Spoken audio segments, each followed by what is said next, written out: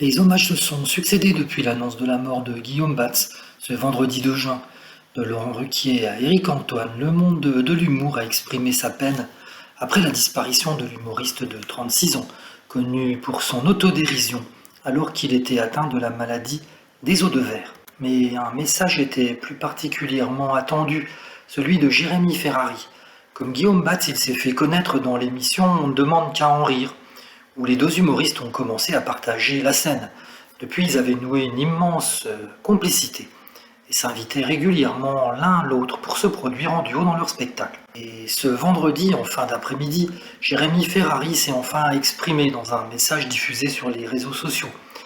Il dit ne pas souhaiter s'exprimer sur sa peine, qu'il ressent après avoir perdu celui qu'il considérait comme son petit frère. Et il révèle surtout être celui qui a découvert le corps de l'humoriste. Guillaume devait donner une conférence de presse jeudi 1er juin à 19h30.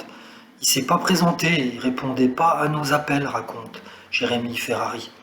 Je me suis rendu chez lui et là je l'ai trouvé décédé dans son lit, probablement dans son sommeil, mais ça reste à confirmer par les médecins, explique-t-il.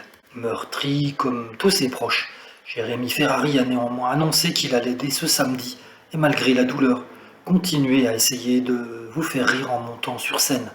Il a en outre mis en avant le talent, le courage, la force et la lumière de Guillaume Batz.